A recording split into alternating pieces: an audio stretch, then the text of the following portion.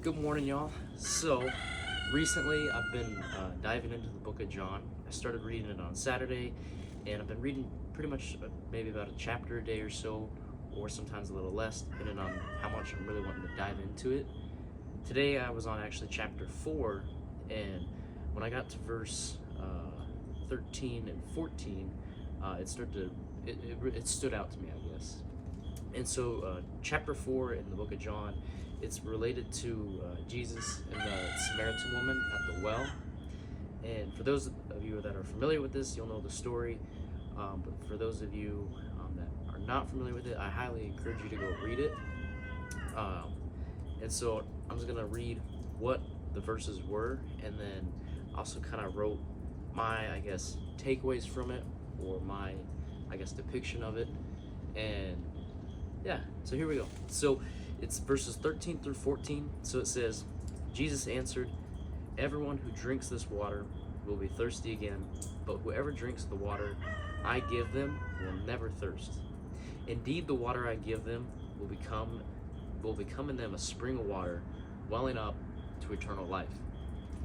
And so it can be pretty easy to miss that. It's just a short couple little sentences, and you could easily overlook it. But for some reason that stood out with me today, and so I dove into it a little bit, and I wanted to share this with y'all today. Whether you take something away from this, maybe it's something maybe you might need to hear, or someone else might need to hear. But I just wanted to share my part of what I thought about it.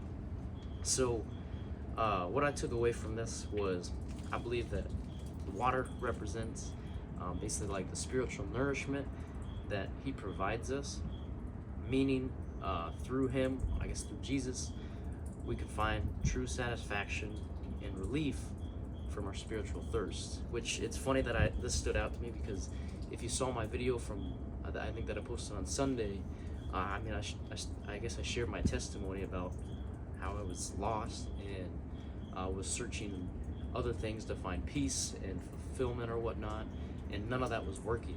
I just thought it was very interesting that this is what was standing out to me. And so, okay, where did I leave off? So the thirst represents a deep longing for purpose, love, and above all else, a relationship to God. When you accept Christ into your life, he fills us with a feeling of peace and purpose. And I can testify, once I guess I started diving back into the Word, reading it, praying to God, building my relationship with him again, I could just say that I've just had this overwhelming feeling of just peace, joy. It's hard to explain how to put it into words, but that's what I've experienced myself. And so the water, it's a source of life, not just for us, but for others as well. Seeking fulfillment outside of Jesus only gives us temporary satisfaction. Notice it says welling. So in the line it says, I give them will become, I think I wrote it wrong in here. Where is it at? So indeed, the water I give them will become in them a spring of water welling up to eternal life. So in other translations, sometimes it's welling, or sometimes it also might say bubbling. And so I said, notice it says welling or bubbling. Jesus doesn't just meet our needs. You become filled with abundance, overflowing with joy, peace, and love. Jesus cares about our brokenness, and he wants us to experience wholeness in him.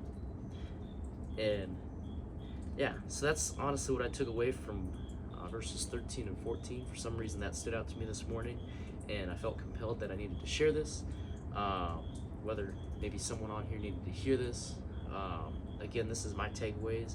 I would love if people have other maybe takeaways that they have of this. I would love for you to comment it.